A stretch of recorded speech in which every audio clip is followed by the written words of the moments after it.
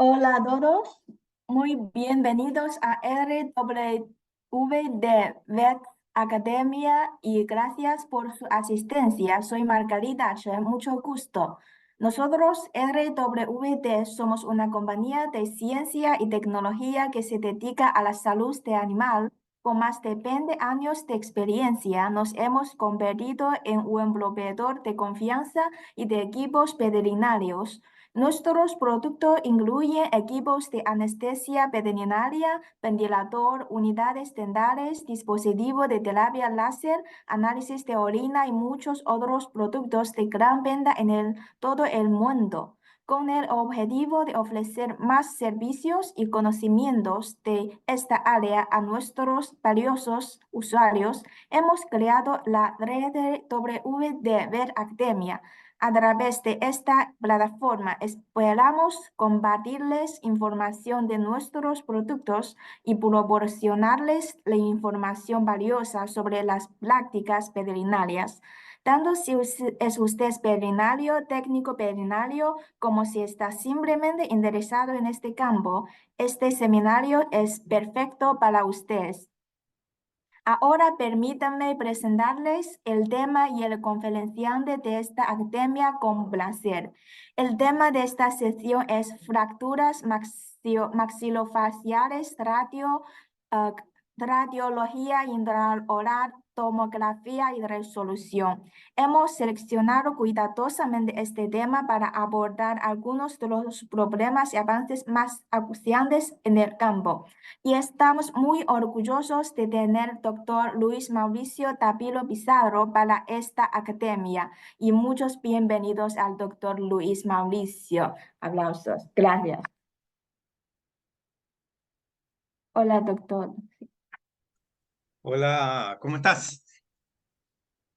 Bien, bien, gracias. Ya estamos preparados, comenzamos inmediatamente. Confírmame tú, por favor. Sí, ahora empezamos, por favor. Ya, ya. Vamos a compartir la presentación. Em,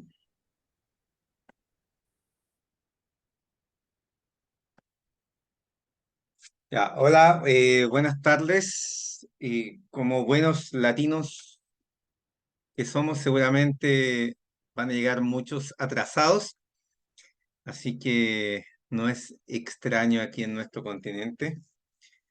Hoy día quiero hablarles un tema que se refiere a las fracturas maxilofaciales y lo vamos a abordar desde su diagnóstico imagenológico, o sea, a través de las radiografías, de las tomografías, y vamos a mostrar un poco de resolución y lo que estamos haciendo últimamente, ¿ya?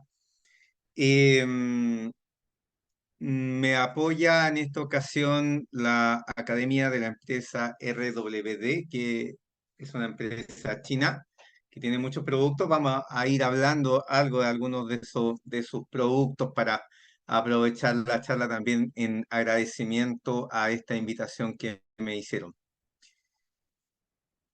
Para quienes no tienen mis redes, aquí abajo está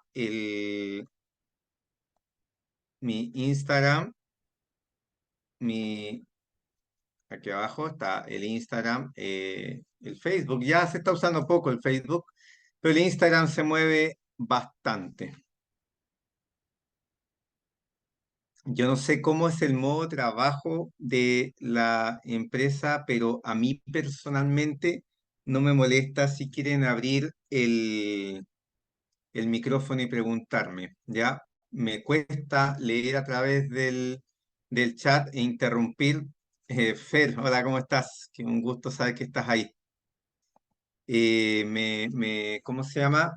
No me molesta para nada que se metan, que me interrumpan, como quieran. La verdad que la idea es hacer una clase dinámica, es hacer algo donde nos entretengamos. Esto de hacer las cosas online, la verdad es que viene extraño para mí. Todavía no logro asumirlo. La verdad que he hecho cientos de clases a través de este sistema, pero a mí me gusta la interacción, me gusta hablar con el alumno, que me interrumpan, explicar otras cosas, ¿ya?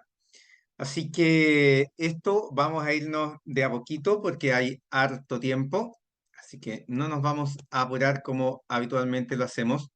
Agradecer siempre también, por supuesto, a la Sociedad de Radiología e Imagenología Veterinaria de Chile, que siempre me acompaña y siempre está atento a las cosas que hacemos.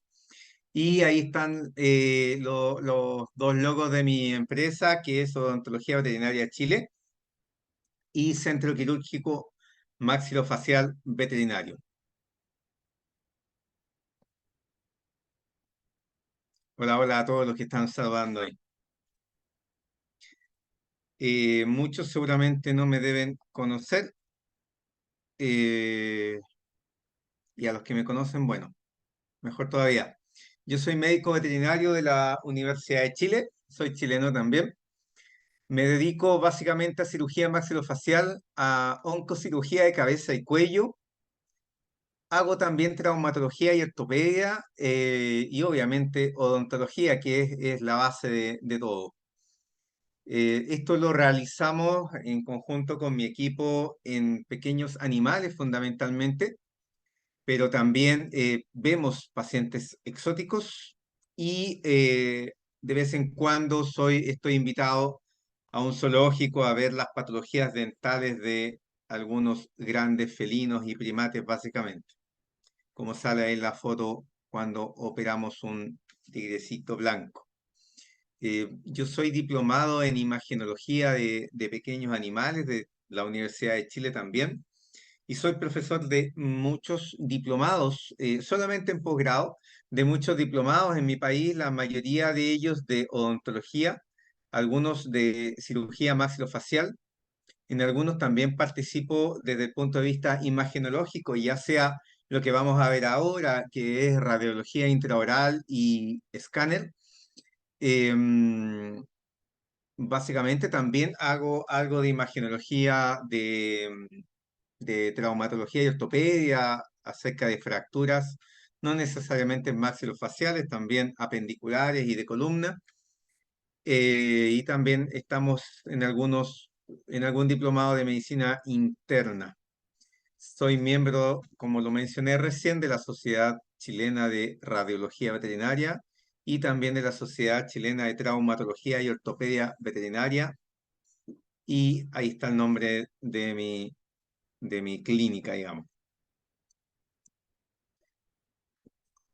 Ok, cuando hablamos de fracturas maxilofaciales, debemos tener en claro, y yo creo que todos los que nos dedicamos un poquito más al área, y aunque no nos dediquemos al área, los que hacemos medicina de pequeños animales, sabemos que la principal causa por la cual nuestros pacientes llegan fracturados a nivel del esplacnocráneo son accidentes automovilísticos, mordidas por otros animales y caídas de altura. Obviamente la proporción o la epidemiología de cada uno varía de acuerdo a si vivimos en un sector con muchos edificios o con grandes avenidas, qué sé yo. También hay otro grupo de pacientes que llegan con fracturas patológicas. ¿Y qué significa fractura patológica? Significa una fractura que está asociada a otro proceso que está detrás de ella, de otro proceso que es la base de la fractura. Fundamentalmente tenemos dos causas importantes ahí.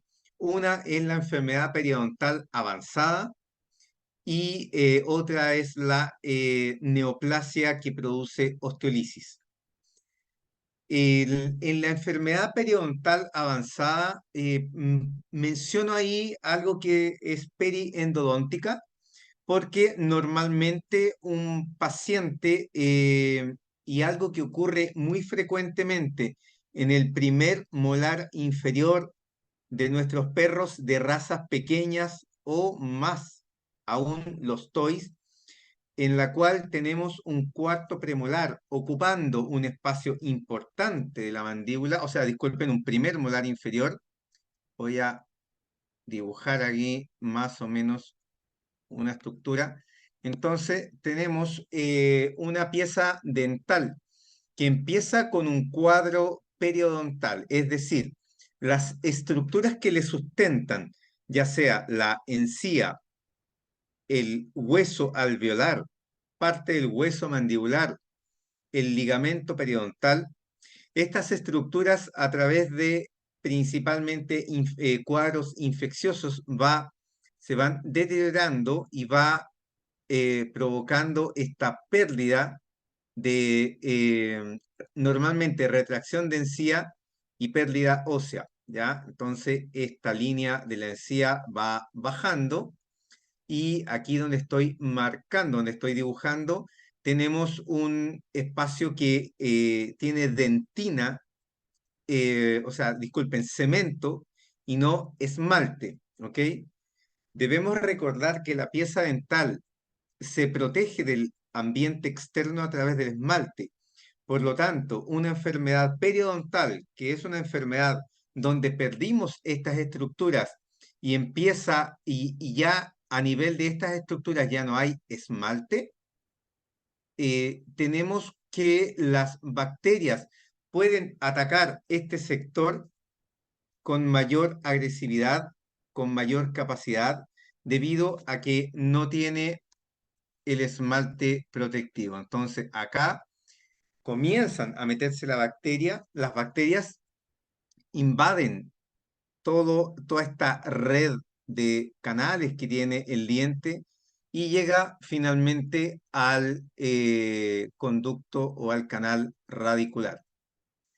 Cuando esta bacteria llega al canal radicular, em, puede provocar la muerte de la pieza dental o al menos la inflamación, la pulpitis, y esta infección va a salir a través del ápice, vamos acá, a través del ápice de la pieza dental y va a invadir estas zonas provocando em, el daño del hueso de esta zona. Por lo tanto, no solamente perdemos hueso en la estructura periodontal, sino también perdemos hueso en el ápice radicular, ¿ya?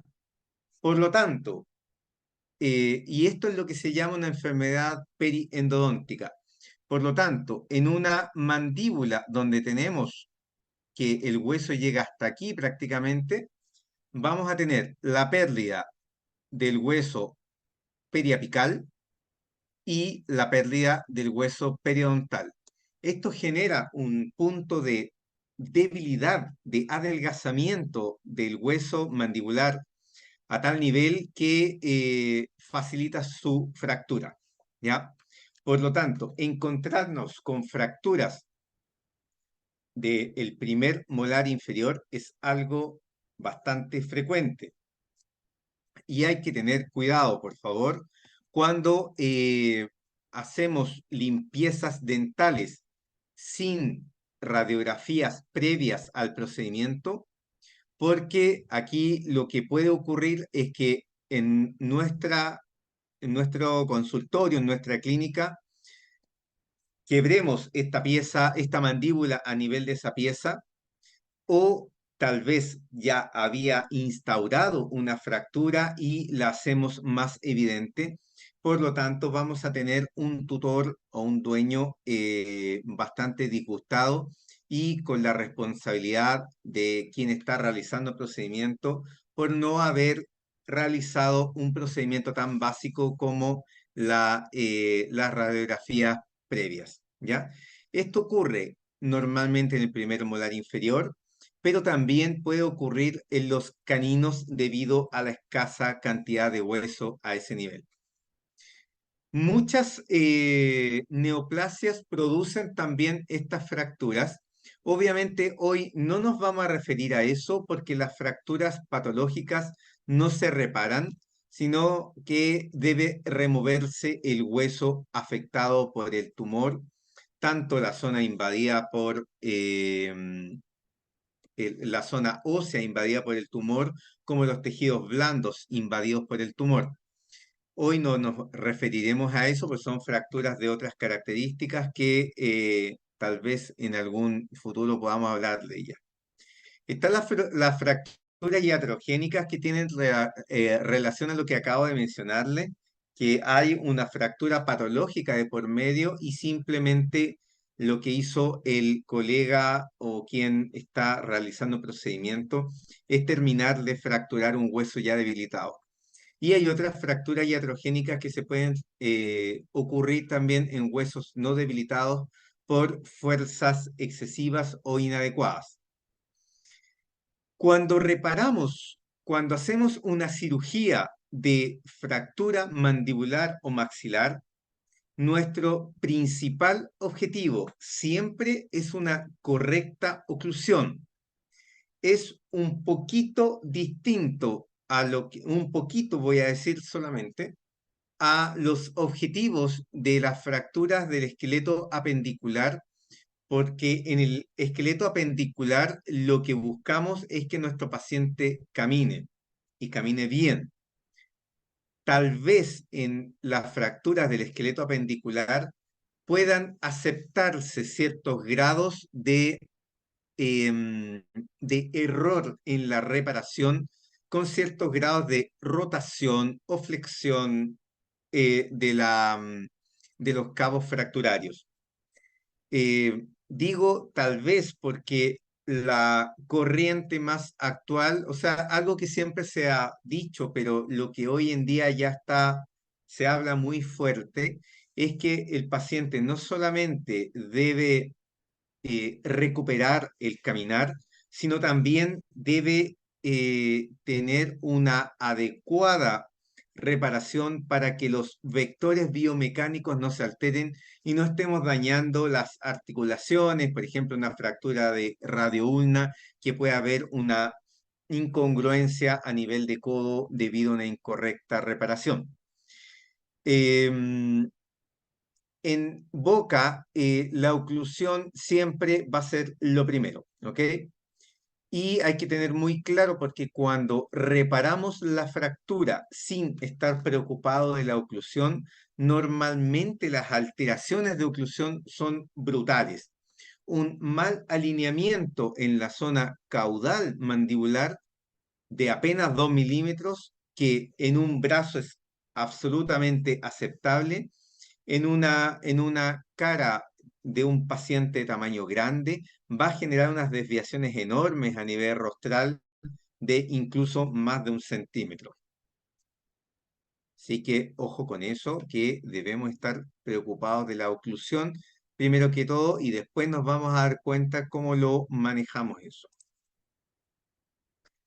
Algo, si bien no quiero meterme tanto en la parte científica de la charla, solamente un par de conceptos importantes biomecánicos que tienen relación, primero con la mandíbula, donde las fuerzas mandibulares normalmente son, cuando tengo una fractura, en este caso el cuerpo mandibular, normalmente son fuerzas que distraen el borde oclusal y que comprimen el borde basilar de la mandíbula, ¿ya? Eh, em, Estas fuerzas que normalmente tienen relación con que nuestro paciente está mascando algo aquí, requiere tener una fuerza biomecánica suficiente para que estas dos fuerzas que están actuando acá no nos afecten, ¿ya? Por lo tanto, los métodos de fijación por lógica deberían ser aquellos que bloqueen la distracción del borde alveolar y aquellos que sean capaces de evitar la compresión del borde basilar o el borde más ventral de la mandíbula. Si por favor algún concepto no se entiende, no duden en preguntar. recuerden que yo no estoy tan pendiente del chat, ¿ya? Si quieren, abren el micrófono. Otro fenómeno que está asociado a la biomecánica tiene que ver con las inserciones musculares. Todos los músculos masticatorios están acá, ¿cierto? En la parte más caudal, más distal de nuestra mandíbula. Em, Otro concepto que no tiene que ver con biomecánica, sino con anatomía, es que las raíces de las piezas dentales ocupan una gran cantidad de esta mandíbula, ¿ya? Entonces, vamos a darnos cuenta aquí en este mismo dibujo que están transparentadas las piezas dentales y el tremendo espacio que está ocupando la pieza dental. Otro concepto que en el dibujo no aparece es el canal mandibular que ocupa, vamos a poner esto, que ocupa todo este espacio acá, el borde de abajo, y con un ancho importante del canal. Esto llega ahí hasta el foramen, me pasé un poquito, y parte aquí en el agujero mandibular que está a nivel de la cisura. Ya tenemos esto, por lo tanto, si uno logra hacer un análisis mínimo de esta situación, podemos darnos cuenta que los espacios donde podemos poner cosas, eh, estamos hablando de tornillos, em, de alambres, es realmente diminuto. Y yo debo aclarar que soy un fuerte detractor de muchas técnicas quirúrgicas que están en todos los libros de cirugía, que están absolutamente recomendados por los principales cirujanos del mundo, que sin embargo rompen con varios de estos conceptos.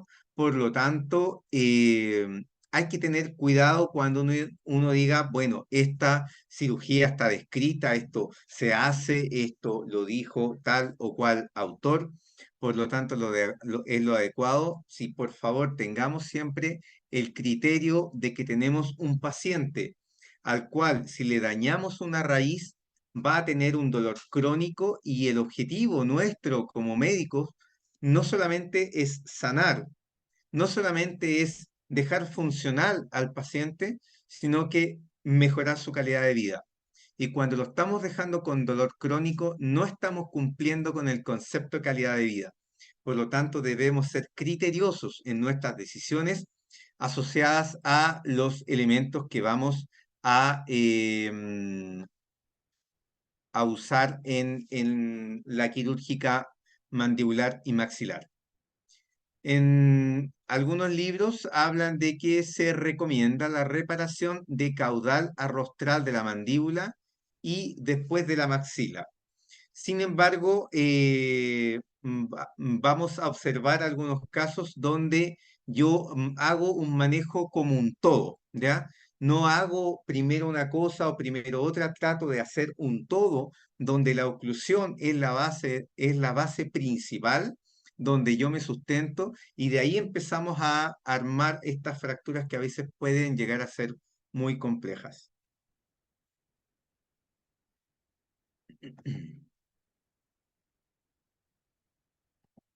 Entonces, sí, Valeria, sin duda. A ver, Valeria pregunta si para la colocación de tornillos o similares, hablamos de clavos, de agujas, ¿cierto? ¿Se debe evitar tocar el canal? Por supuesto que se debe evitar, porque al tocar el canal vas a romper el nervio al violar la arteria, las arterias, ¿cierto? Y por lo tanto vas a dejar sin irrigación los dientes por delante de esa interrupción y vas a dejar sin sensibilidad también, ¿ya? Y ahora eso todo tiene criterios porque muchas veces uno opera pacientes donde ya hubo hubo una destrucción de esa estructura, por lo tanto puede un poquito pasarse por alto eso, ¿ya? En la maxila hay el concepto de biomecánica es un poquito distinto a la mandíbula y es distinto al maxilar del humano porque las fuerzas se distribuyen de distinta manera en nuestros pacientes. Recalcar que cuando se habla de maxilar como un concepto general, no solamente estamos hablando del hueso maxilar, sino prácticamente de todo el esplacnocráneo, ¿cierto? De todo el cráneo que está asociado a estructuras no cerebrales, o sea, con la cara. Por lo tanto, el hueso incisivo, palatino, cigomático, lagrimal, frontal y huesos nasales, vamos a enmarcarlo cuando hablemos de una fractura maxilar. El maxilar tiene distintos contrafuertes o bátrices que deben ser respetados, ¿ya?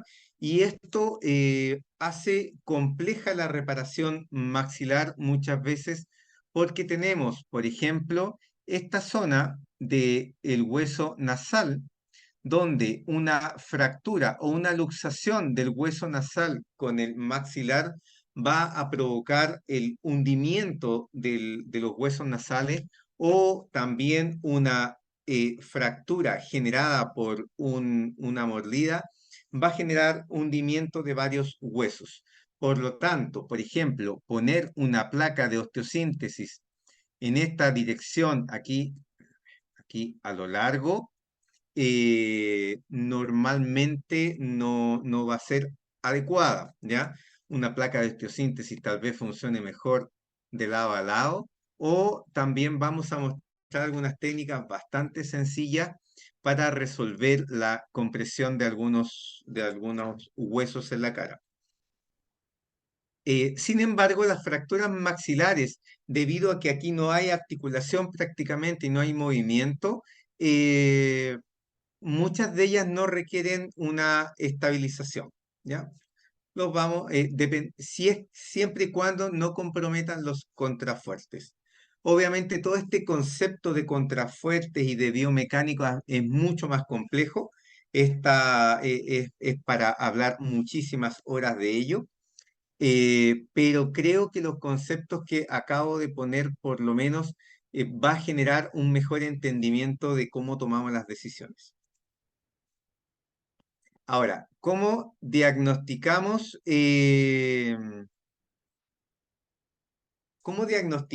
las fracturas a nivel maxilofacial? La verdad es que están absolutamente sobreestimadas las radiografías convencionales. Yo entiendo que en muchas zonas de Latinoamérica, si es que por ahí los colegas pueden decirme de qué país nos están escuchando, sería muy simpático y si algún colega nos puede también transmitir un poco algo de su experiencia, sería bastante enriquecedor. En Chile tenemos bastante buena tecnología, pero solamente en la capital, en la ciudad de Santiago. En otras ciudades, si bien hay algunas cosas interesantes, por ahí hay ciudades con resonadores, qué sé yo, o tomógrafo. En general en Santiago se concentran casi todo lo que es resonador y tomógrafo. Por lo tanto, en muchas otras ciudades o cuando hay menores recursos puede usarse la radiografía convencional para la interpretación de fracturas. Pero debemos ser muy cuidadosos porque las radiografías convencionales realmente son difíciles de interpretar, incluso para un imagenólogo con mucha experiencia. Y además, la superposición de estructuras dificultan a alguien que tenga mucha experiencia, incluso hacer un buen diagnóstico. Con mayor razón, la dificultad de diagnóstico va a ser peor si nos encontramos con tomas radiográficas que no son adecuadas. Bien, doctor. doctor Fernando Olayo nos cuenta que en México tienen TAC. Eso es maravilloso. Cuando hacemos radiografías de cráneo, se pueden tomar las ventrodorsal, una de las laterales y ambas oblicuas, ¿ya? Ojalá con boca abierta para mejorar la visualización de algunas estructuras. Las oblicuas, hay dos tipos de oblicuidades, no viene al caso en este momento, pero una oblicuidad en una de las oblicuidades apoyando la nariz del paciente en la mesa o en el chasis nos va a permitir que ambas articulaciones temporomandibulares se despejen y no estén superpuestas. Eso sumado a una leve rotación axial de la cabeza. Pero a pesar de esto, la verdad, yo personalmente no opero con radiografías de cabeza, excepto las fracturas patológicas mandibulares, es donde tiene muy buena sensibilidad. Pero si tengo un paciente que fue mordido por otro perro, que fue atropellado por un vehículo, ese paciente va a esconder muchas fracturas detrás de unas radiografías y sin duda el escáner va a ser lo que nos dé toda la información. También las radiografías intraorales son valiosas en muchas fracturas debido a que impiden la superposición de estructuras. Si sacamos una radiografía intraoral en paralelo a la mandíbula, por ejemplo, no vamos a tener ninguna superposición de estructuras. En cambio, en la radiografía de cráneo tenemos ambos cuerpos mandibulares superponiéndose, los dientes del maxilar opuesto superponiéndose y dependiendo de la oblicuidad, obviamente otras estructuras. Las fracturas del proceso condilar, o sea, cuando hablamos de articulación temporomandibular y cuando hablamos de maxilar, deberíamos hablar siempre de tomografía computarizada, ya que es lejos el método diagnóstico más útil. Ahora también hay que tener cuidado porque muchos colegas, yo entiendo que la parte económica también prime y si tenemos prima, ¿cierto? Si tenemos un servicio de radiografía, vamos a tratar de utilizarlo, pero hay que ser sinceros con el tutor y explicarles que van a ser meramente orientativas y no necesariamente diagnósticas.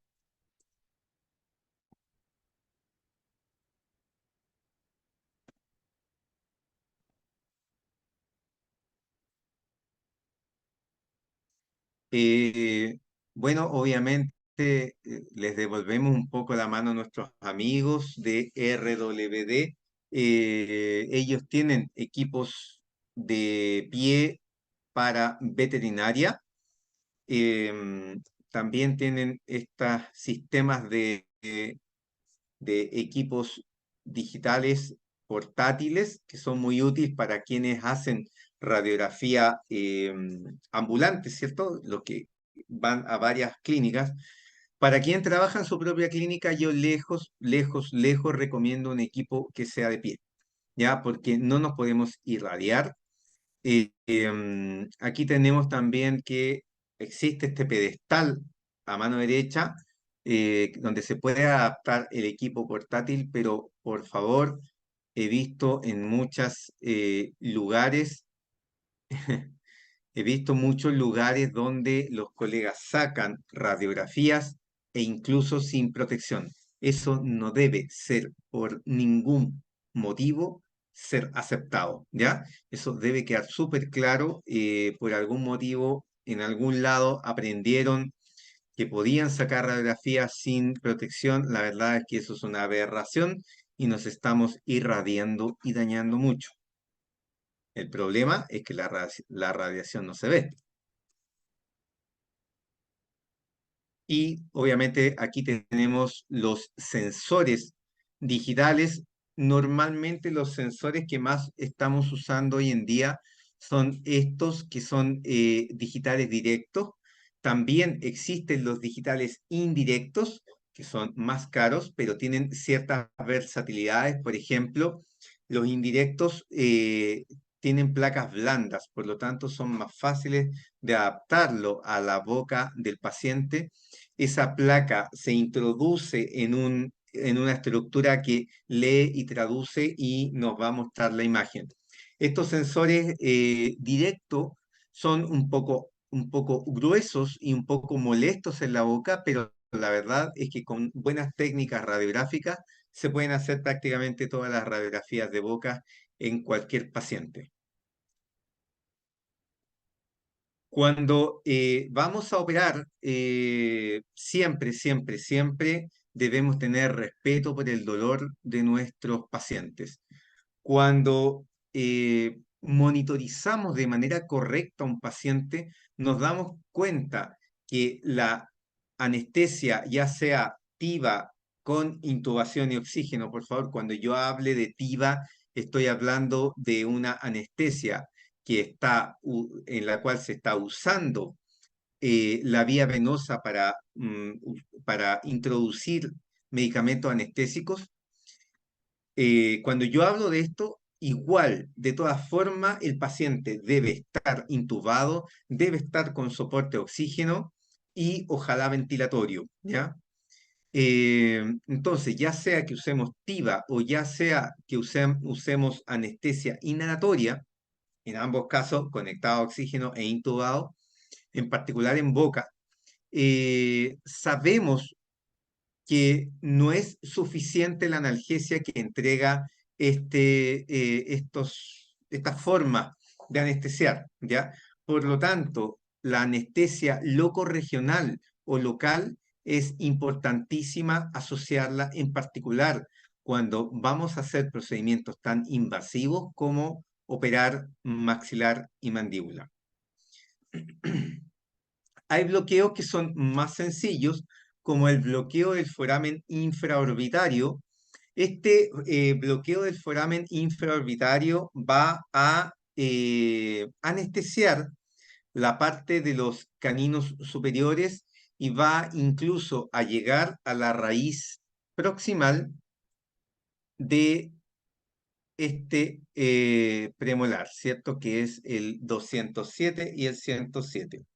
En el caso del perro también 107 y 207 alcanza a anestesiar, ¿ok? Entonces toda esta zona va a ser anestesiada con el bloqueo del foramen infraorbitario. Es bastante sencillo, hay que tener cuidado porque en gatos y en perros de hocico corto, si nos damos cuenta, el espacio que hay entre el foramen infraorbitario y el globo ocular, acá, es muy cortito, ¿ya? Eso es bueno por un lado y complejo por otro. Es bueno porque si yo introduzco un poco más la aguja, voy a hacer un bloqueo maxilar completo, pero también tengo el globo ocular detrás de esto, por lo tanto, debe estar con cuidado la ejecución de eso. Aquí lo tenemos en vivo, un bloqueo eh, infraorbitario.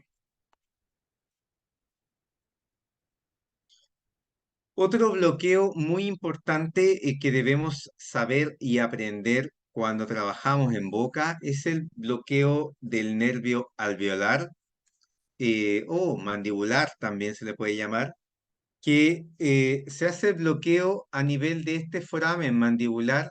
Este foramen está inmediatamente por sobre la escotadura mandibular, la cisura mandibular, por lo tanto, es la forma en que lo localizamos, ¿ya? Se puede hacer por vía externa. A mí me gusta mucho hacer esto vía externa, pero palpando por dentro.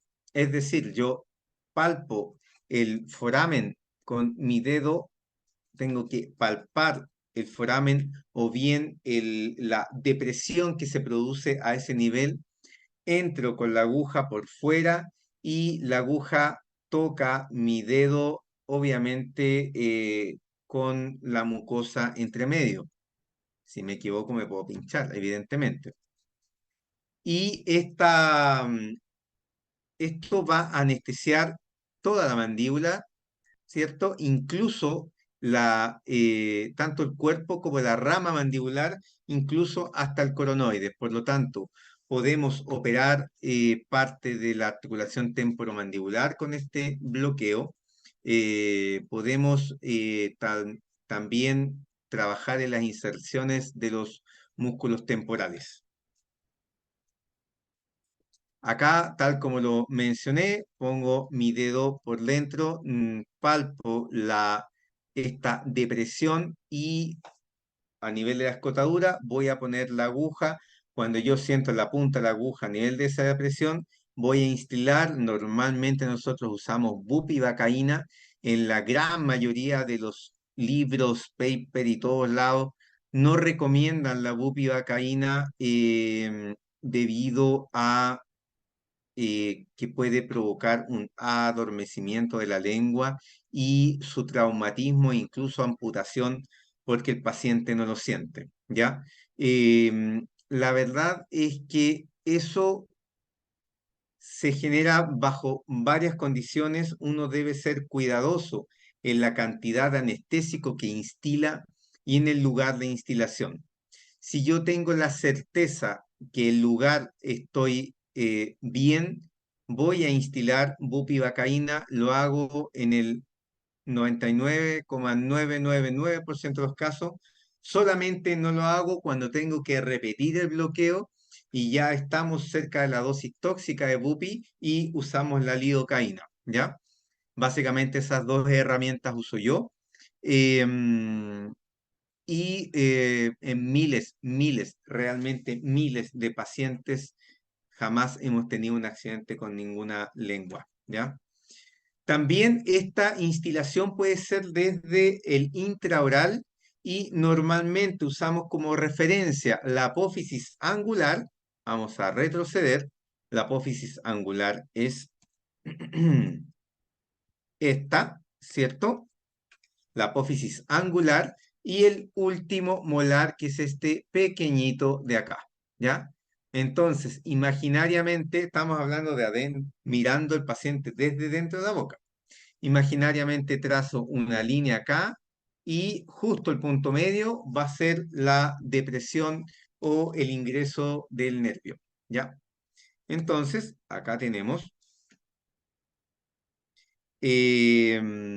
precisamente esto, o sea, el bloqueo lo hicimos intraoral, también palpamos, pero por eso a mí no me gusta mucho hacerlo porque hay que meter dedo, recordar que está el traqueotubo, está la manguera del CAF, están las amarras, está todo eso. Trabajamos normalmente pacientes muy pequeñitos, que son los que más vemos, y lograr instilar en el punto exacto cuesta un poquito, ¿ya?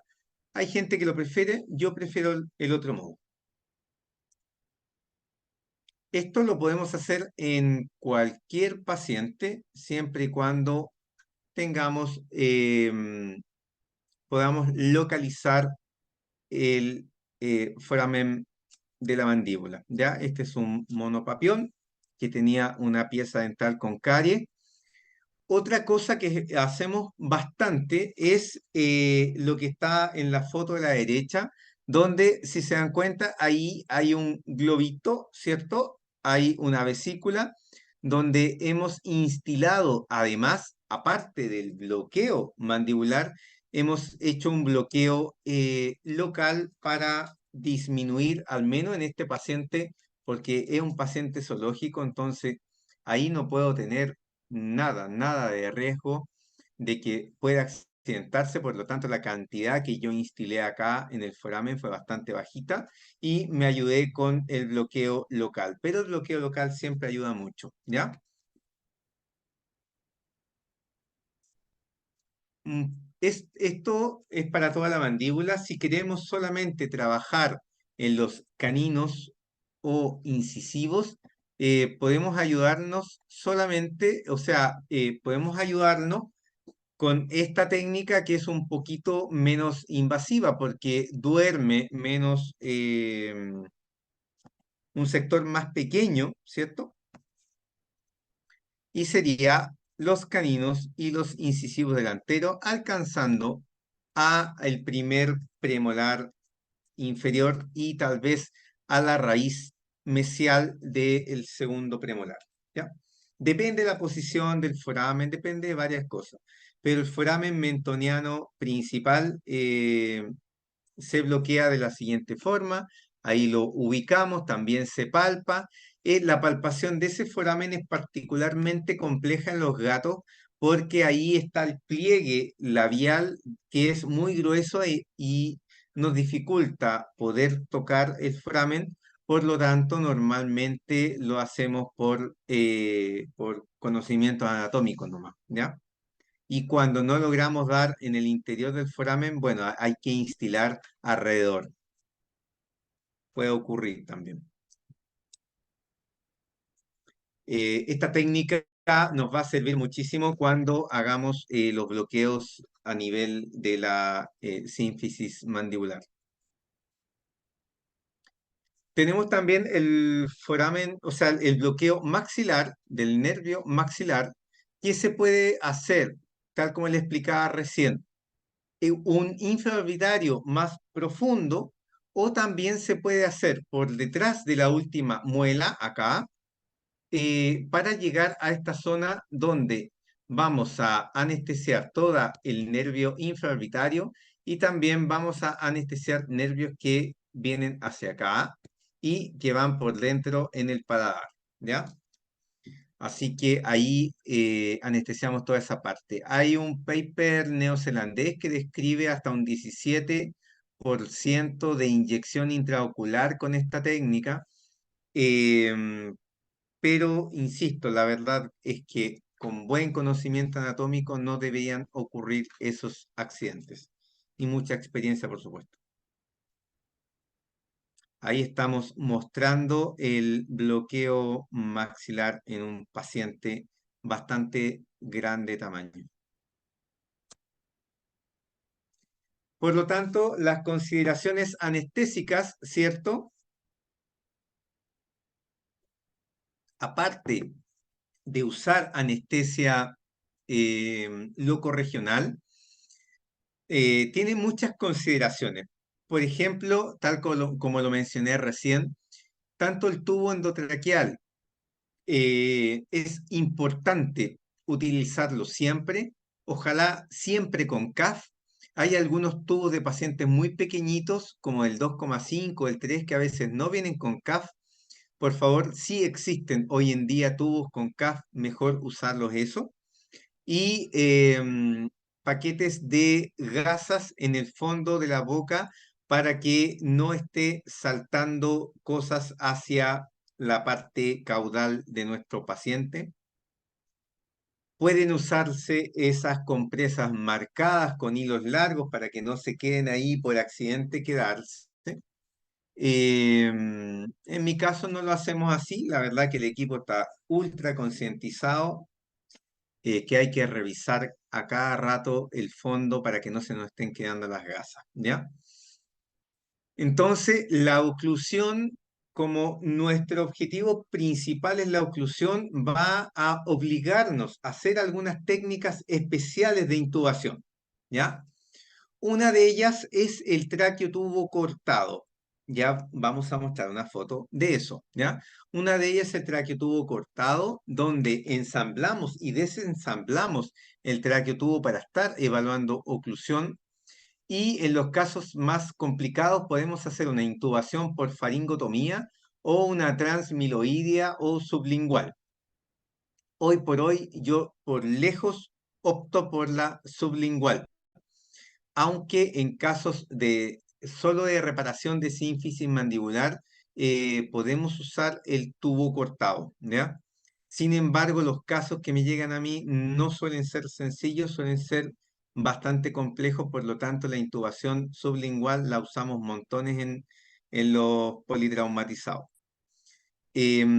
Cuando hacemos una incisión para intubación por faringotomía, ese mismo perforación podemos usarla para poner la sonda de alimentación.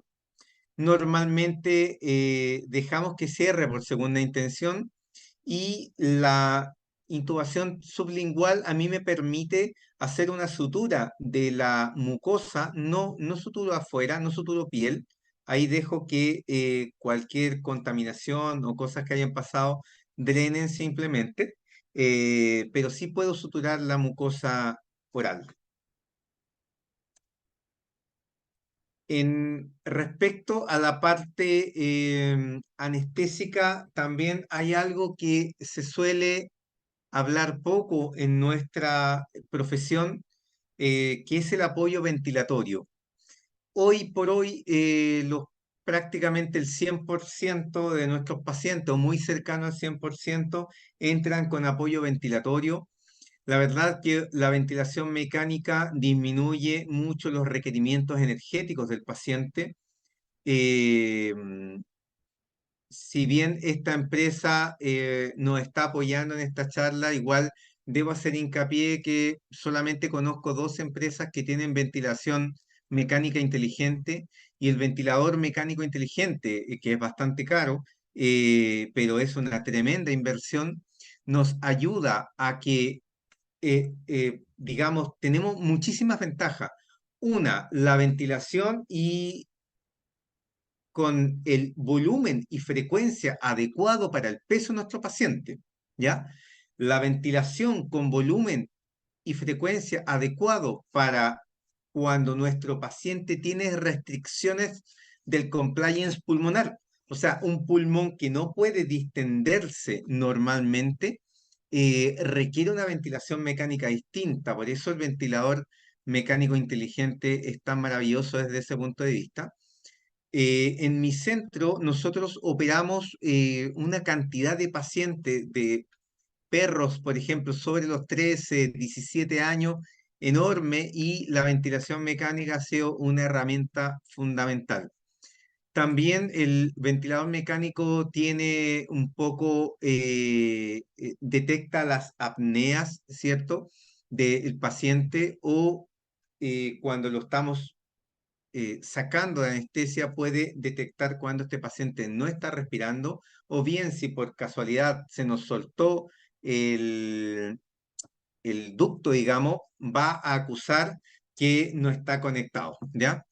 También si la línea de capnografía se humedece, arroja el monitor ciertas cosas, ciertos elementos, ciertas alteraciones que nos habla de que la línea de capnografía está afectada y no necesariamente el paciente, porque yo sé que si lo estoy ventilando bien, no debería haber problemas con eso, ¿ya?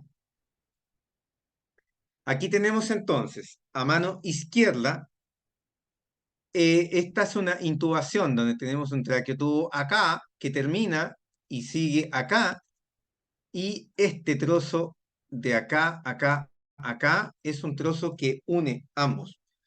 Aquí podemos ver que tengo una resina puesta en el paciente por una luxación de sínfisis mandibular y estamos usando la técnica del traqueotubo cortado, ¿ya?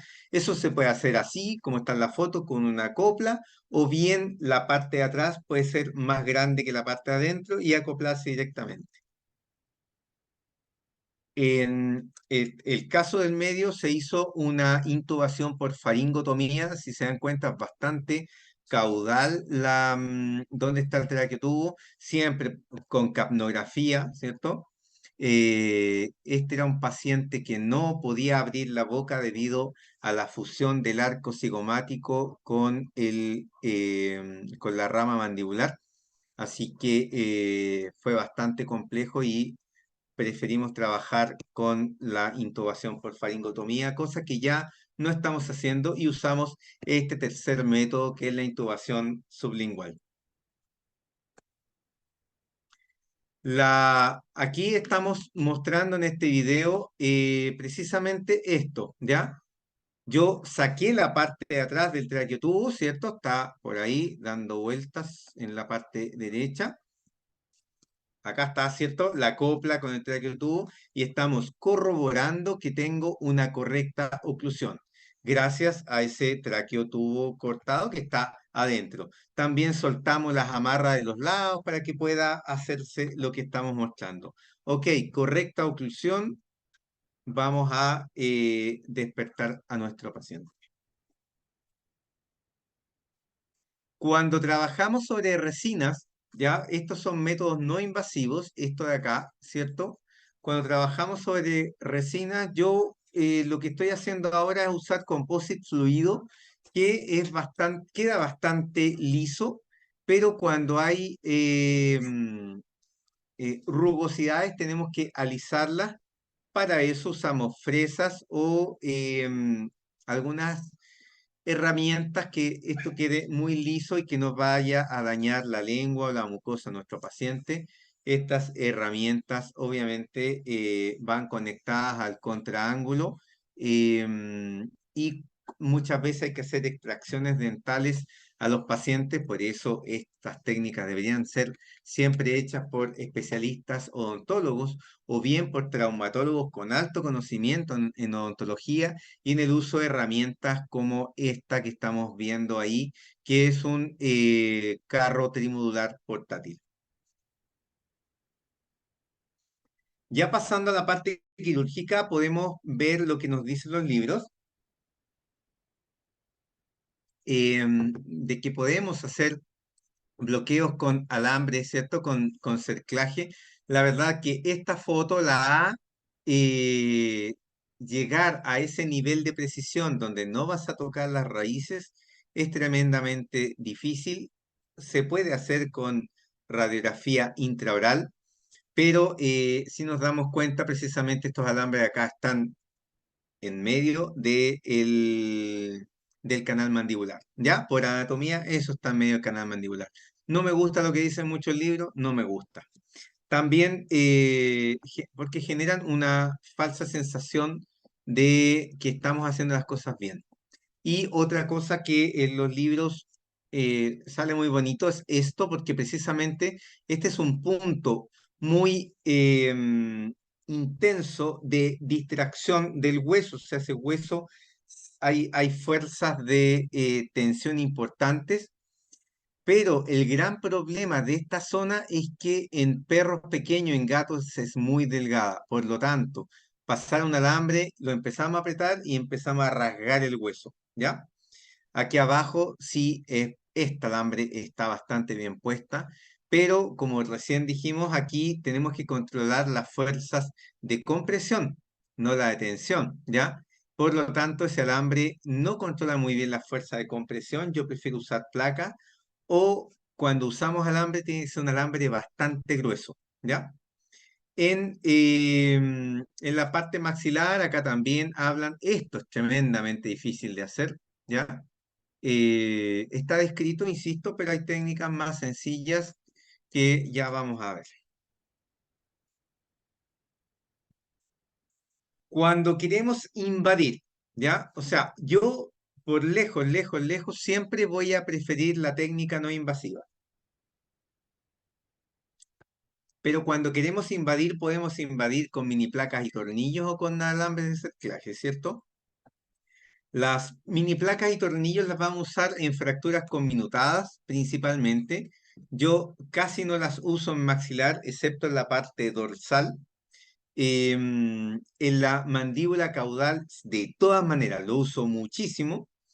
Normalmente no son suficientemente rígidas, pero sí tenemos em, algunas placas de reconstrucción que son bastante buenas, bastante gruesas.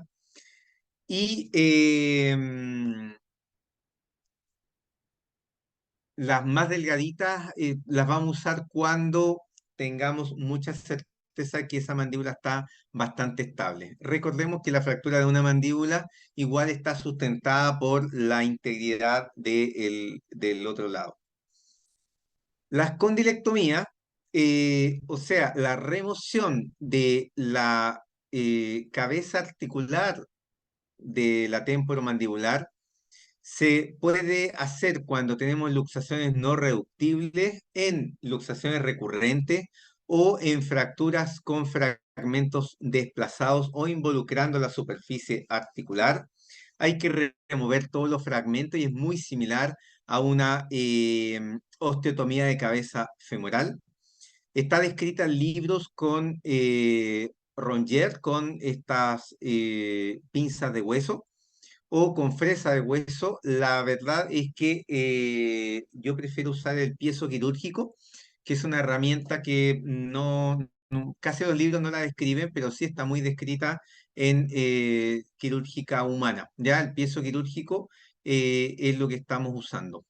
Yo estuve un año casi sin piezo quirúrgico por un robo, pero ya lo tenemos nuevamente esa herramienta, ¿ya? Y queda maravilloso el corte, muy impecable y además tiene el piezo una lima que nos ayuda a desgastar y dejar liso todo. Si no, las osteoplastías las vamos a hacer con la lima Ronger o sea, con lima o con las Ronger, eh, con estas pinzas, se me olvidó el nombre, acabo de decirlo. Ok, la reparación por métodos no invasivos, ¿qué nos da? Que vamos a mantener estructuralmente las raíces y las estructuras neurovasculares. Todo lo que hablé recién, ¿cierto? Se mantiene normalmente con la reparación con métodos no invasivos. Estas técnicas también aportan a mantener la oclusión. En general es más fácil mantener la oclusión con ellas siempre y cuando se pueden hacer. Y bien hechas mantienen un óptimo cuidado de la salud oral, ¿cierto?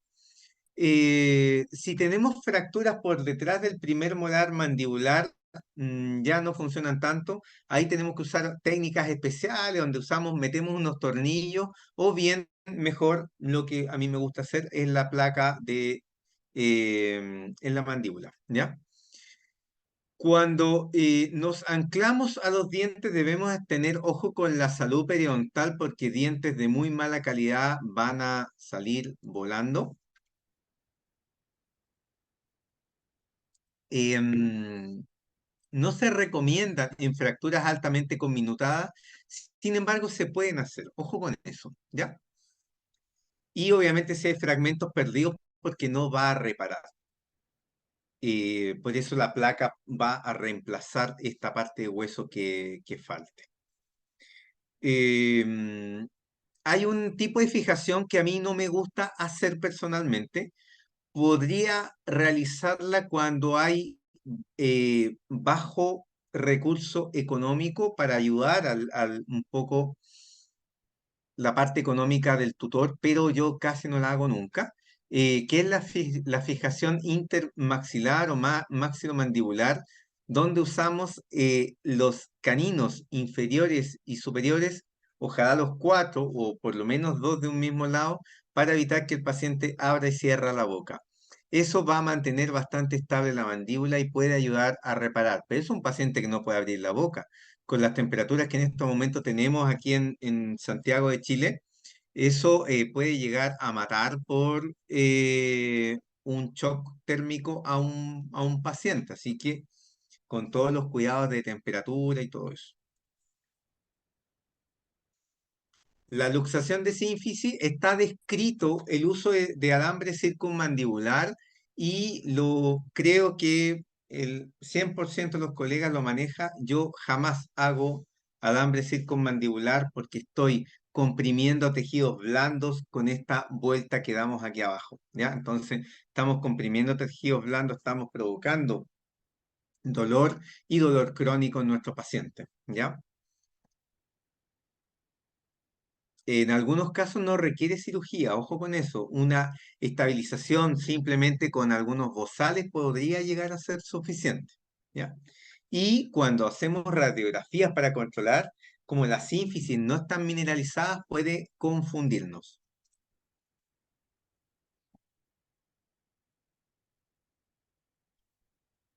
Eh, ya. Me preguntan si la resina fluida entrega una buena resistencia en comparación al acrílico. Es maravillosa. se puede fracturar, pero si usamos un alambre para sustentar el sistema, normalmente anda súper bien.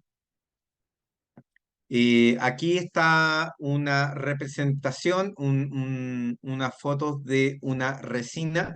Acá podemos ver que usamos alambre entre los caninos, pusimos resina sobre el alambre, que eso le da menor probabilidad de fractura, y con lámpara de foto curado vamos a endurecer porque son materiales polimerizables.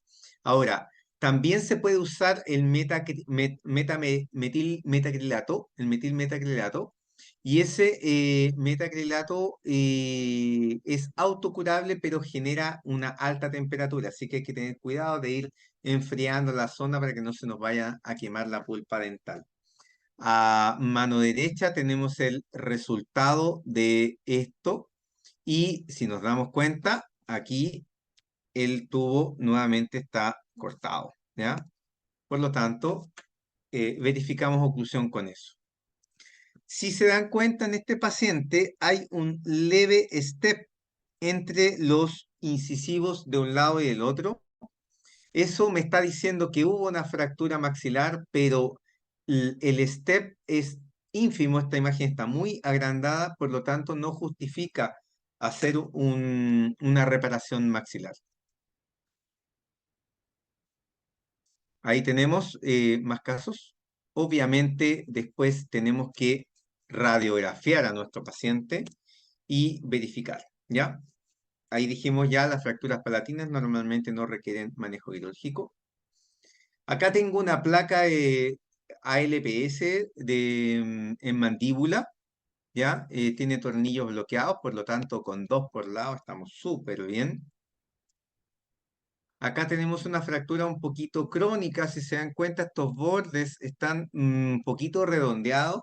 Tuve que reactivarlos, comer con la Ronger un poquito hasta que sangra y poner esta placa de reconstrucción que está doblada para que dé perfecto en la mandíbula. ¿Ya? Estos pacientes, esta fractura es muy caudal, por lo tanto no alcanza a comprometer muchas estructuras. Si se dan cuenta, esta es una fractura crónica y ya no hay vaso sanguíneo ni nervio por ahí, por lo tanto pude poner tornillos por delante y acá por detrás ya no tiene mucha importancia porque ya no hay ya no hay ni nerva ni irriga nada. Entrando a los procedimientos no invasivos, aquí usé una técnica invasiva desde el punto de vista que abrí los tejidos, pero la técnica no invasiva porque usamos alambres y acrílicos a través de las piezas dentales, ¿ya? Entonces, acá a mano izquierda estamos viendo que tengo una pinza de hueso donde estoy sometiendo a la mayor tensión posible esta fractura. Logré una perfección muy, muy alta y viendo lo que estaba haciendo, puse los alambres de cerclaje desde el primer molar inferior, en este caso 409, y llegamos al canino del otro lado, ya al canino inferior del otro lado. Con eso tengo bastante estabilidad. Después de hacer esto, hice las suturas de las mucosas. Acá tenemos un paciente donde me tocó atender con placas bilaterales. Este caso es del doctor Felipe Troncoso que acaba de escribirme. Discúlpame, Felipe, que no te puse ahí las menciones. Pero en este caso no se había respetado un principio importante, que la fractura fue precisamente a nivel del primer molar. Y si es del primer molar, normalmente son fracturas patológicas. Por lo tanto, si pongamos lo que pongamos, cuesta que repare, en este caso sí reparó, pero la infección dental va a estar ahí constantemente, en este caso invadió a la placa. Tuvimos que remover la placa y tuvimos que remover los primeros molares y bueno, otras piezas más por ahí en un segundo tiempo quirúrgico. Estos son pacientes, los de la foto, ¿quién me pregunta? ¿Cuánto tiempo es que se mantienen las resinas? Depende, ¿ya? Si es sínfisis mandibular, tal vez un mes y medio máximo. Si es otro tipo de fractura, un mes y medio hacia arriba, dependiendo de la edad del paciente y la condición, ¿ya? Este es el clásico paciente, el de mano izquierda. Ambos son los pacientes clásicos. Este paciente que viene fracturado a nivel del primer molar con la mandíbula absolutamente caída. En este caso no está operado, en este caso ya estaba operado. ¿Ya?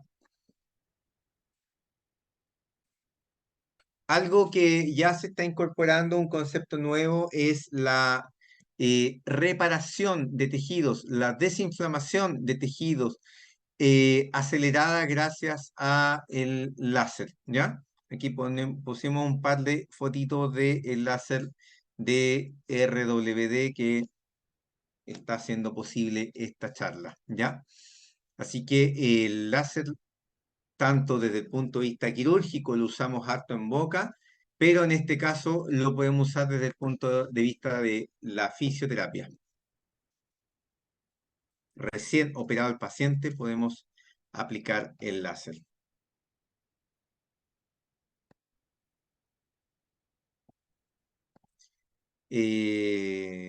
Eso, Valeria me dice que apenas hay radiografía en Concepción. Ya. Acá tenemos una radiografía a mano izquierda inmediatamente postquirúrgica y a mano derecha un mes después. Ahí me preguntaban cuánto tiempo. En este caso, un mes fue suficiente para generar un callo mineralizado. Si se dan cuenta, este tornillo está pasando muy, muy, muy cerquita de la raíz dental. Eh, Esta placa, mm, a veces tenemos que sacar esos tornillos después y tenemos que sacar esa pieza dental si es que llegamos a dañarla. A veces los cálculos no quedan bien y nos damos cuenta en las radiografías post que aparecen. Este caso, sin embargo, creo que no hubo daño en la raíz. Después, en los escáneres es más fácil verlo. Acá tenemos también la radiografía una radiografía postquirúrgica, se ve bastante feo todo el armazón. Hay pacientes que llegan completamente desarmados y armarlos cuesta mucho, en particular los gatos. Y acá nos damos cuenta que no hay tanto, no hay un adecuado aproximación. Igual esta foto está oblicua, si se dan cuenta acá se ve bastante bien, pero no fue óptimo, ya porque está bastante deshecha la cara de este paciente. Hicimos bloqueos con resina desde un canino hasta el otro, eso nos da más firmeza de estructura, y además este tenía fracturas por todos lados, está esto y esto fracturado, y nos agarramos hasta el primer molar inferior en gato. Y acá tenemos una radiografía postquirúrgica donde ya tenemos formación de callo óseo y se están mineralizando bastante las estructuras. Este colmillo, como no era un colmillo patológico, yo lo conservé, pero cuando esto se mantiene, cuando esta radiolucidez se mantiene, normalmente es porque el colmillo está dañado y hay que extraerlo. Esta es la misma radiografía, si se dan cuenta, ya hay bastante formación de callo y se mantiene esta radiolucidez alrededor del colmillo.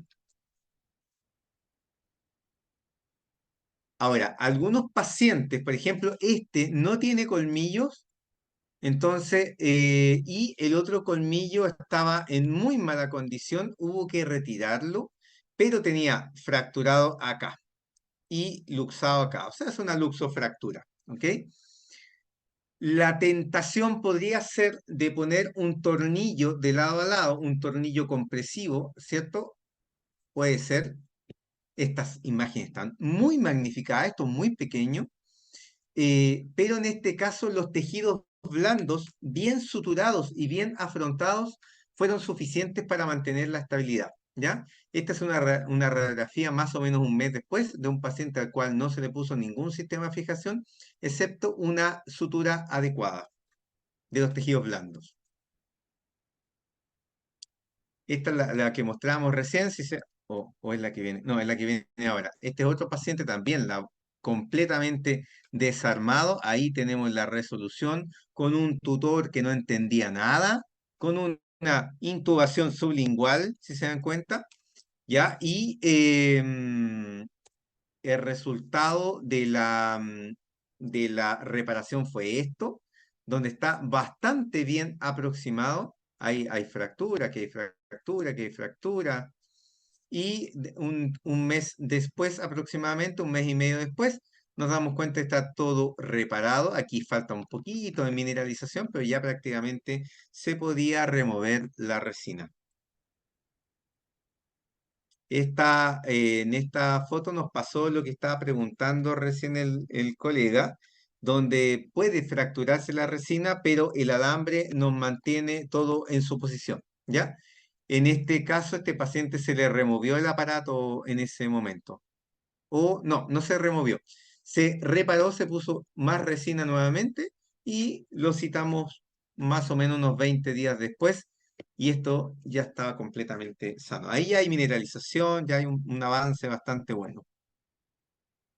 Aquí hay un caso clínico de una fractura maxilar de una paciente que el maxilar estaba separado con una cantidad, es una fractura conminuta con mucho daño. Ahí hay trozos de huesos por todos lados, ¿ya? El canino es un bebé, es un cachorrito de unos 4 meses y medio aproximadamente. Y aquí vemos el uso de una aguja para que no se compriman los huesos nasales que están deshechos, ¿cierto? Usamos esta aguja y en este caso en vez de usar alambre en 8, usé una sutura en 8 porque después removemos estos alambres de manera percutánea. Disculpe, las agujas. Ahí tenemos la reparación de los tejidos blandos. Dejamos con sondas para que no se nos obstruyan la vía aérea. Y tiempo después, bueno, también tiene una fractura aquí en el radio. Y tiempo después la tenemos ahí con un poco de falta de hueso, pero con una correcta oclusión y una buena recuperación a pesar de una fractura tan grave.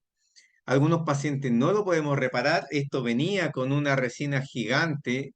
Era una perrita de 780 gramos de este porte, así como mi mano prácticamente. Y en la radiografía tenía daño aquí estaba a punto de quebrarse a nivel del primer molar inferior. Aquí está fracturado a pesar de la reparación. Insisto, este es un caso externo, yo solamente lo tomé y como no se pudo reparar, hicimos la mandibulectomía, sacamos este trozo de mandíbula y sacamos las piezas dentales que estaban en mala condición. Acá tenemos una fractura palatina. Este paciente, que es un Yorkshire, tuvo una fractura transversa, o sea, de aquí a acá, pero con mantención de los tejidos blandos. O sea, el tejido blando del paladar duro no se rasgó, por lo tanto pudimos hacer esto donde pusimos un alambre en el contorno de todo su maxilar y sobre el alambre pusimos resina. Esto reparó de manera maravillosa. Incluso sobre este alambre se hizo un puente y creció mucosa. La verdad que hubo que cortarla y cuando retiramos el alambre y la resina. Voy a mostrarles el caso clínico. Ahora ya vamos con los casos clínicos, ya para despertarlos un poquito. Espero que no se hayan aburrido con todo. Los casos clínicos son siempre entretenidos y estos están bastante entretenidos. Este también es un paciente Yorkshire. Los 4 o 5 que he visto en mi vida fracturados de esta forma han sido todos Yorkshire, ¿ya? Me imagino porque en mi país hay muchos y porque es un perro que tiene la giroversión de la pieza 107 y 207, que es este diente que está de lado, ¿ya? Como los braquicefálicos. Acá estaba de lado y ahí normalmente hay menos hueso y esto se fractura, ¿ok? Tenemos los tejidos blandos completamente abiertos, los reparamos en primera instancia Saqué la pieza dental de acá y en escáner, esto fue lo que vimos, es a mano izquierda hay un corte sagital de escáner donde vemos este tremendo trozo acá suelto de, del paladar duro, ¿cierto? Separado de esta parte del paladar duro, una fractura arriba bastante severa que nos despegó la nariz por completo. En la reconstrucción en 3D podemos verla a mano derecha, se entiende más para quienes no manejan mucho la visualización de escáner. En la vista dorsal ven también ahí las fracturas y en la reconstrucción en 3D corrobora estas fracturas y además nos muestra una fractura de aquí para allá. ¿Ya? Tenemos ahora otro tipo de fractura que, o sea, es la misma fractura, pero estamos viendo hacia el lado del paladar. Acá en la imagen dorsal lo vemos y acá notamos toda la tremenda destrucción de la cara de este paciente. Como lo primero que nos interesa es la oclusión, lo primero que yo armé en el paciente fue la oclusión. Entonces mantenemos la boca cerrada. Recordemos que están intubados de manera sublingual, por lo tanto puedo trabajar en boca. Verificamos la oclusión y empezamos a armar todo estructura que es un arco dental donde fue cubierto por resina. Las aproximaciones las hacemos, aquí está el paciente, esta es la foto del paciente intubado sublingual y tenemos acá cerrado todo, la oclusión perfecta, por lo tanto aquí encima empezamos a armar el arco y cuando ya lo armamos pudimos abrir la boca y seguir trabajando. Cuando ya reparamos la parte maxilar, nos fuimos a la parte dorsal y aquí sí operé maxilar, muchas veces no lo hago. Nuevamente repito la técnica de las dos agujas con eh, sutura en 8, en este caso son alambres, y acá usamos una placa de reconstrucción que para el paciente se ve gigante, la verdad que es una placa muy, muy, muy pequeña, pero es un paciente muy pequeñito, ahora vamos a ver un video de él también. Ahora hace poquito me llegaron placas la mitad de tamaño de esta, así que ahora sí tenemos una mejor implementación aún. Ahí tenemos el video. Es un perrito pequeño, un Yorkshire, ya recuperado de su fractura. Ya, para que nos crean que quedan felices y contentos. Este es un segundo caso. Es la Vicky, es una perrita de 17 años. 17 años, ojo con eso, ¿ya? Y fue atropellada por su propio tutor y le aplastó la cara por completo, ¿ya? Entonces, se quebró el paladar en 3 partes, 3 o 4 partes, y quedó como un acordeón, o sea, con la carita aplastada así. Acá se puede ver la foto, la reconstrucción en 3D del paladar. Acá tenemos además una fractura mandibular, ahí la vemos en el 3D. Aquí la fractura mandibular en tomografía. Pusimos un sistema con tornillos disyuntores para reparar y abrir esto. Entonces logramos, ahí está puesto el disyuntor, aquí está abierto, logramos abrir y recuperar el paladar de ese paciente para una oclusión correcta. En este caso yo solamente trabajé en la zona maxilar, por lo tanto está intubado de manera normal, pero en una segunda ocasión se reparó la mandíbula y ahí intubamos de manera sublingual. Ahí está la paciente, ya está operada, si se dan cuenta, tiene expresiones faciales normales, simétricas, no hubo ningún problema.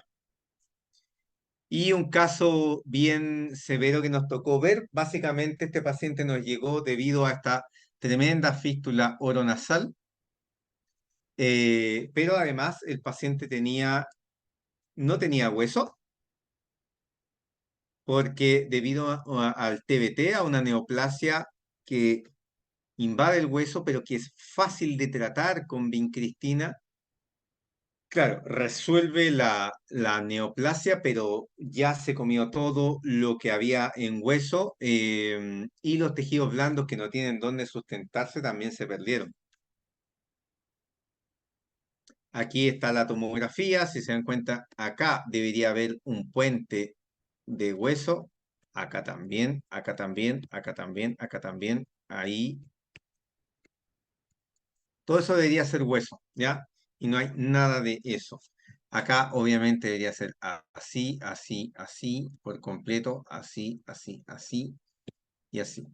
Esta de acá es la lámina cribosa de etmoides y estuvo a 1 milímetro de no ser invadida por el tumor, lo que significa que hubiera llegado al cerebro. Este es un video que muestra cómo está suelta su nariz. O sea, la nariz está flotando. Vamos a verlo de nuevo. La nariz completamente flotando. Aquí está la tomografía en 3D, en un pequeño video. Se dan cuenta que no hay nada de hueso en todo ese sector, no hay hueso. Por lo tanto, aparte de la tremenda fístula que tenía el paciente, el otro desafío fue reparar la parte ósea porque todo este hueso incisivo de acá no estaba siendo parte del resto del cráneo. Entonces, ¿qué fue lo que hicimos? Lo mandamos a imprimir en 3D. Aquí está el trabajo de cuando se está transformando en STL, que es el formato imprimible. Entonces, acá tenemos la impresión de nuestros pacientes, si se dan cuenta, huesos flotando. Y hubo que crear estos falsos puentes para poder armar la cabeza de este perrito. A mano izquierda, el modelo se le rompió por completo a la persona que me hizo la impresión y a mano derecha ya le hizo los puentes más grandes aún para que esto no se desarmara y yo pudiera hacer la planificación quirúrgica. En la planificación quirúrgica se tomaron dos decisiones. Una, reparar este hueso suelto y dos, achicar la fístula porque ese era nuestro objetivo principal. Y la decisión que tomé fue, veamos, si se dan cuenta acá están los colmillos de abajo, acá están las piezas dentales de arriba. Es un paciente que tiene una oclusión normal, ya es un paciente de oclusión correcta, pero para evitar ese tremendo defecto y para recuperar algo de huesos que aquí no había, la decisión que yo tomé fue acortarle el maxilar al paciente. Con eso logramos estabilidad en el maxilar desde el punto de vista quirúrgico y logramos achicar la fístula oral tan grande que tenía, ¿ya? Acá se logran ver algo de las placas, ahí los tornillitos están asomando, ahí hay tornillos, tornillos, acá están las placas, ¿cierto? Acá hay tornillos en el hueso incisivo. Toda esta toma de decisiones fue gracias al modelo impreso en 3D. Todas las decisiones yo las tomé con el modelo 3D en mano. A veces uno hace la planificación y moldea las placas y las corta con el modelo en 3D. En este caso, el modelo 3D me llegó el mismo día de la cirugía. No pude doblar las placas ni nada antes, pero sí me servía que lo tuvieran para yo entender qué es lo que estaba ocurriendo dentro de mi paciente y poder poner los tornillos en los lugares más adecuados. Aquí hay otra visualización, otras características que tiene la tomografía en 3D. Ahí se ven las placas bilateralmente, ¿ya? Y así reparamos el maxilar de nuestro paciente. Y esa es la presentación. Espero que les haya gustado. Me faltó una fotito de ese paciente recuperado, ¿ya? Pero lo vemos harto porque hemos estado con él ya por lo menos un año reparando sus fracturas y reparando su fístula. Prácticamente ya reparó completo. Ok, muchas gracias, doctor Luis Mauricio, por su excelente presentación. Sí, y estamos muy orgullosos de tener doctor Luis Mauricio Davilo Pizarro hablando en este evento. La charla de doctor fue absolutamente maravillosa y apreciamos sus valiosos puntos de vista. Estoy seguro de que muchos de ustedes tienen preguntas para el doctor Luis Mauricio y ahora es el momento perfecto para preguntar. Durante la sesión de Q&A, preguntas y respuestas en Zoom. Ya, aprovechen, porfa, los más tímidos que no preguntaron durante la presentación. Creo que las preguntas las he respondido. Eh, no, sí, también es entretenido armar un puzzle, Fernando. Pero sí, es más entretenido armar una mandíbula, pero es estresante, sí.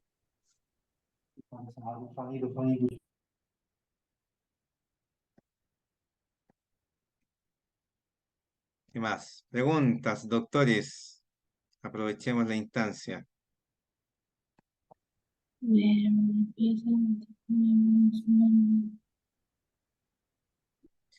Maravilloso, como, a ver. Ah, Yariela, hola, ¿cómo estás? Saludos. Y me preguntan si en un cachorro de 4 meses con fractura unilateral de cuerpo mandibular a nivel del primer molar, ¿cómo podría planificar la restauración? A ver, los cachorros tienen la ventaja de que en 15 días están casi reparados, ¿ya? O sea, es maravilloso y con eso hay que tener cuidado porque si excedemos los tiempos que están puestos los elementos en boca puede alterar mucho la oclusión, ¿ya?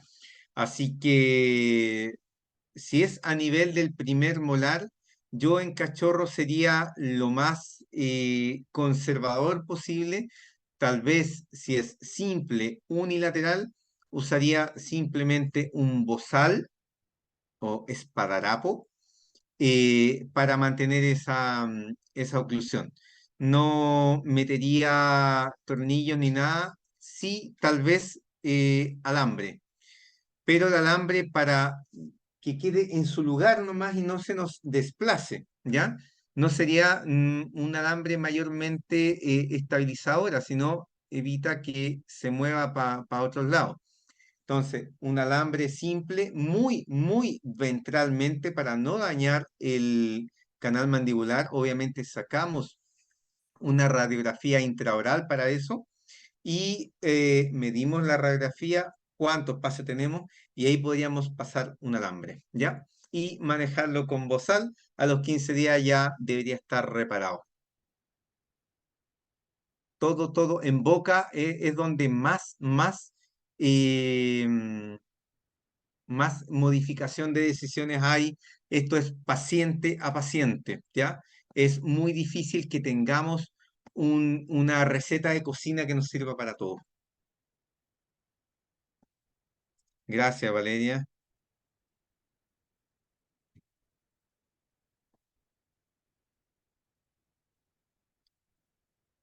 Saludos, doctor Felipe. La Serena me dice. Ah, Cote, ya, saludos. Un arco lingual. Ah, eso, arco lingual, me preguntas para la reparación de la fractura mandibular. Depende, Juan Prado, porque si es a nivel del premolar, por delante del premolar o por detrás del premolar, ¿ya? Si es por delante de la pieza dental, eh, puedes eh, reparar con resina.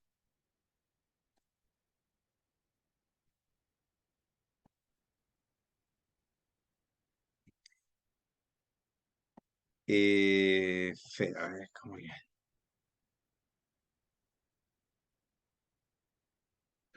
A ver, en el caso del TBT, el doctor Fernando Olayo me pregunta si a reducir el maxilar, ¿cierto? Nosotros lo achicamos de tamaño. A ver, voy a volver a la presentación para mostrar cómo está esto. Eh, si te das cuenta, Fernando, no hay tejido acá. Es- Este trocito era lo único. A ver, vamos a correr esto para el lado. Este trocito era lo único que me impedía. Vamos a la Acá era lo único que me impedía echar hacia atrás. Y ese lo corté un poquito, ¿ya? Además para reactivarlo. Entonces, si te das cuenta, no hay más hueso. Yo juego con esto de casi de la manera en que quiero. Vuelvo a mostrar el video y date cuenta que no hay hueso. Estos huesos de ahí están flotando, ¿ya? Este es el único de aquí, este es el único que me impide, ¿ya? Así que la verdad es que casi no hubo ninguna dificultad. Eso, no hay cornetes, esa cavidad nasal está completamente hueca, ¿ya? Posicionate, fíjate con placa, hiciste plastía en rostro y colocaste todo eso en sesión. A ver, no, las placas, lo que pasa es que esa cirugía fue súper difícil, ¿ya?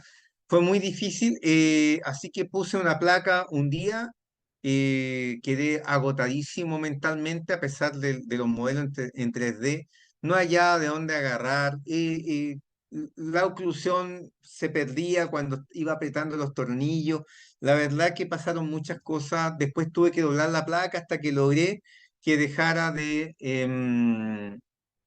enchuecarse la oclusión, porque hay que estar viendo constantemente oclusión. Y fue muy larga la cirugía, yo un día cansado, así que preferí hacer la segunda placa al otro día, ¿ya? Y este iba sin tubos nasales, porque la verdad que está todo hueco adentro, así que no había nada que pudiera sellar las vías respiratorias, como sí podía ocurrir con la perrita del caso que mostramos recién. Y la reparación fistular se hizo en una tercera cirugía. Este paciente ha tenido como 6 cirugías, ¿ya? 2 de la placa y 4 de fístula. La fístula es realmente gigante. Tenemos tejidos desde aquí debajo del ojo puestos prácticamente dentro de la boca. Ahora tenemos una fístula más o menos de medio centímetro por 1 centímetro, que es nada, y bueno, en cualquier momento reparamos eso. Me cambio de chat porque hay 2 chats. ¿Qué tipo de resina? Anderson, hola, ¿cómo estás? Amigo del Cusco. Hola. Sí. Y Eh, dígame. si hay algunas más preguntas al doctor. Sí, me falta 2 para responder. Ok, Eh, ok. An- Anderson, yo uso composite fluido, ¿ya? Es lo Ok, mejor que he podido encontrar, composite fluido para reparar. ok, Y ok. también puede ser el otro composite. ¿Y alguna recomendación post? ¿A qué te refieres? Pucha, el doctor sale como anónimo. Y la Ah, zona de la nariz queda un poquito arrugada, sí. No sé a qué recomendación post te refieres y de qué caso, doctor, que sales como anónimo. No te puedo decir el nombre. Ya, creo que estamos con las preguntas, Margarita. eh, yo no, sí. Ok. Ya, entonces, ¿no hay más preguntas? Al Sí, parecer ok, no. ok. Ya terminan todas las preguntas.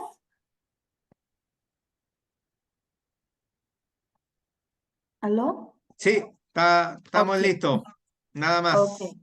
Ok, entonces es un honor tener todos ustedes ahí en este webinar y gracias nuevamente a todos ustedes y a doctor Luis Mauricio por su contribución en este seminario y muchas gracias a la participación de todos nuestros asistentes.